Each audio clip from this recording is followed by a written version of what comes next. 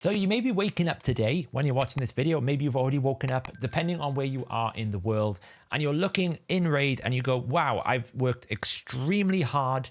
I've completed these really challenging challenges, as I like to say, challenging challenges that really challenge you every single day. And you're now at the point where you're about to get a free sacred shard. Now, I'm not going to bemoan the free sacred shard. It's actually probably the best thing out of this whole free pass is they've given us a free sacred shard that we can use on sort of, so like if you want to use it on the weekend for the ×2 or a summon rush, you can do what you really want to do.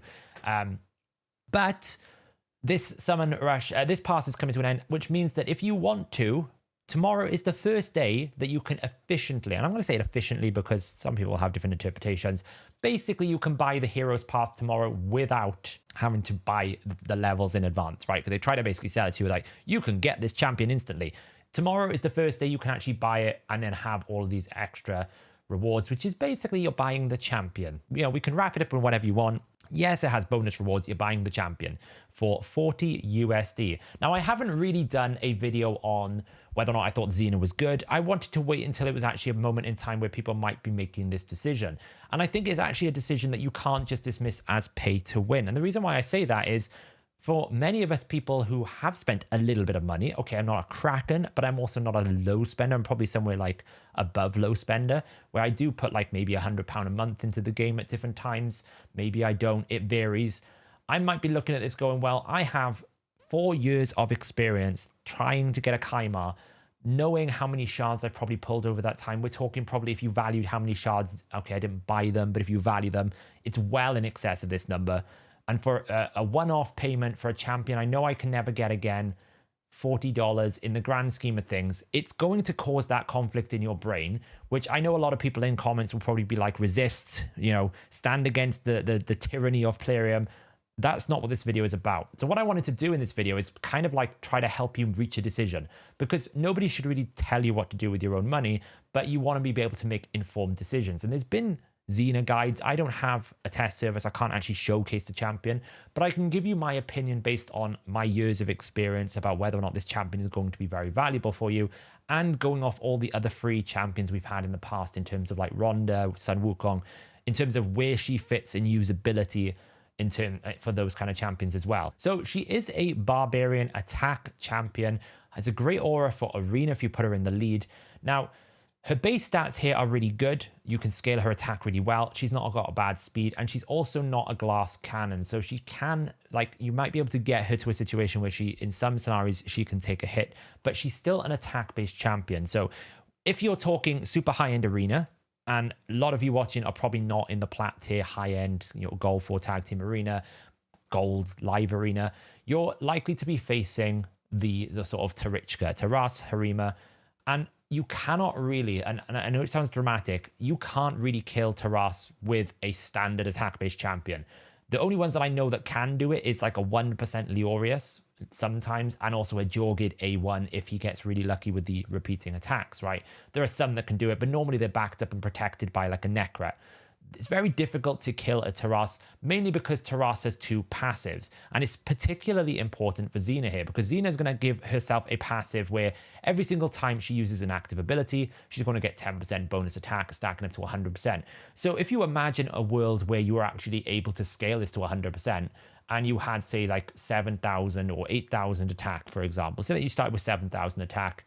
You're going to buff that 7,000 attack up with an attack buff and double the damage. So you should be around about 2,100 attack when you're attacking, which is a huge base attack really. It's kind of crazy for 7,000, and for very high-end gear, 7,000 is probably quite achievable, especially if you had any awakening on her.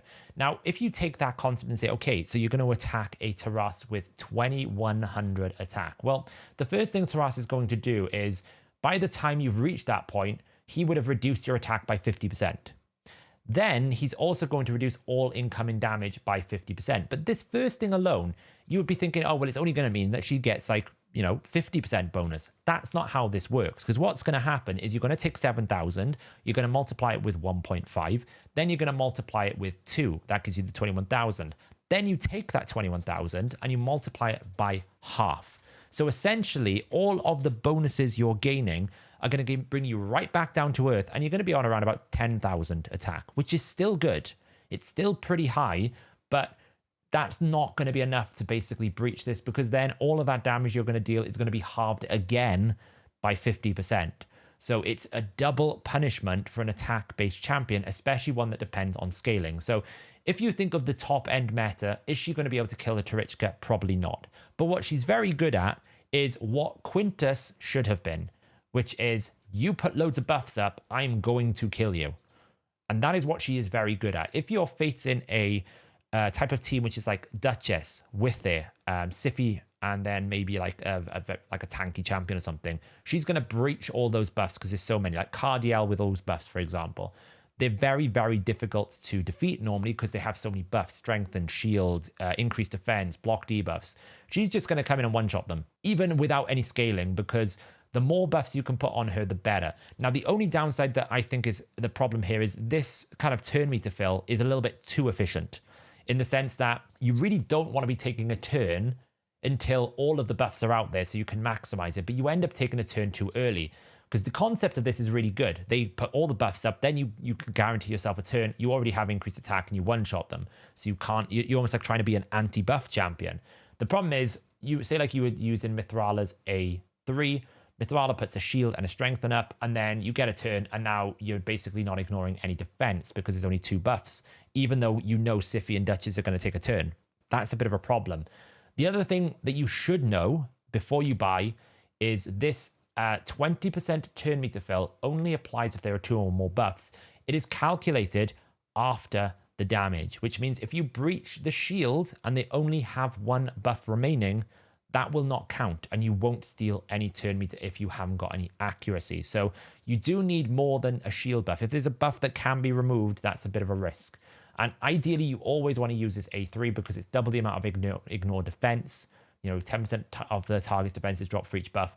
And also, it has a higher multiplier. The multipliers are very good. Even though they're low, because of all the way that she scales, they're actually very good. So how would I play the champion? I would say she is an excellent champion if you are missing someone who can defeat the sort of slow tank gold 5, gold 1 to 2 tag team arena, live arena, sort of silver 3, silver 4, where you're facing like the super slow, very tanky teams that are very hard to beat, right? But if you're fighting like the top meta, I think she's too, because she's attack based, I think that's too difficult. I think you would still want to take someone like a Rotus, a Leoria, someone who can survive, because she does need to be kept alive.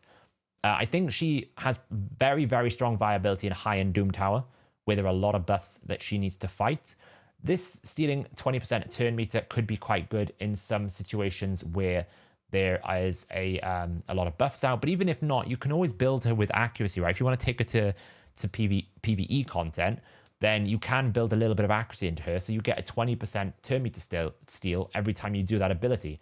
So that is not so bad. It helps you deal with, when you get to the boss, it's a little bit more relevant. But she is really an out-and-out arena champion. So what you've got to understand when you look at your roster, do you actually have a need for an arena nuker or not? Is kind of the question you're looking at. Or if you're like me and you're a bit of a collector, then you're kind of thinking, do I want to get this champion because I might never get it again? Now, the good news for everyone who's watching this video is you don't have to make a decision for 10 weeks. You've got plenty of time to think about this. It's not going anywhere. Something might come up. I don't think they're going to do any more like discounts to this price. I'd imagine this price is going to stay the same. There'll be uproar if they did. I think personally, I would rate her as a good to strong arena nuker that can really put some damage out. Probably like a Rhonda, but a little bit more damage. Rhonda's utility was what made her very special in arena, where she could block passive skills. It's only the second champion, I think, that can do that. So that's kind of like really helpful. So she could take out like your, one-shot your Duchess to get rid of those passives, one-shot the Ultimate Death Knights, or one-shot like Wukong and stop him from reviving. Those sorts of things is what she's very good at. I think she's more of a generalist. She's kind of like what Quintus should have been from, live arena. If you don't know who I'm talking about, Quintus, we're talking about Quintus the Triumphant, that had this passive where every time he attacks, he deals 10% of the target's max HP for every buff on them. That was designed to be a counter to the meta. He hasn't really worked out like that. So I haven't got him yet. I need to get back into live arena. But I am tempted. And I know there's a big conversation at the moment about spending in raid, and I haven't really given my thoughts to what J Gigs has said about spending. But part of my brain is like, this is obnoxious pricing for a guaranteed champion. I mean, you can buy a game for this price. It's kind of crazy. But the other part of me is like, when will there ever be an opportunity to acquire this champion at such a low price? Like, I don't really know why you did a ×10 event, Playroom, because who the hell is going to summon for the champion? That's just dumb.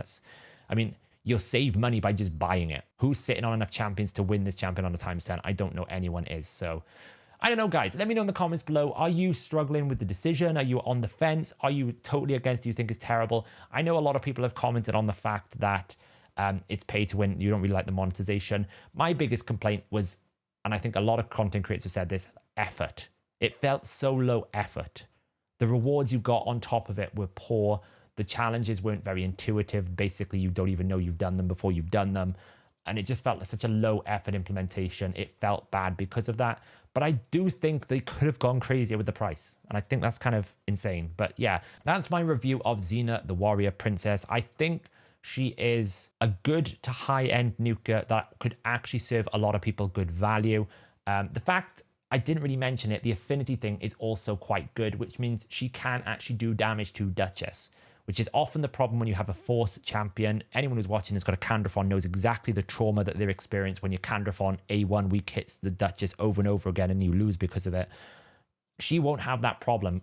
She won't guarantee a crit, but she will guarantee at least, you know, on a 50% chance without any buffs that you won't weak hit. You'll just do another damage, which often might be the case when you've scaled enough. So she is a very good option into those affinity matchups and various different things. Let me know in the comments below, guys. What do you think? Are you going for it? Are you not? Has your opinion changed since it first came out? It's been about a week or two now. I'm still on the same position I was, where I kind of want it. I kind of fear the backlash from some people by them kind of saying, oh my God, you filthy whale, you bought the pass, how dare you? I do fear that a little bit, which is kind of silly to really think about. But, you know, as a content creator, it's something that we deal with in the public space. People comment on these things and hold a high opinion. And I don't really like disappointing my community, but I am on the fence about it. It is a unique champion we won't be able to get again. It does have a place in the game. Let me know, guys. I'll catch you in the next video.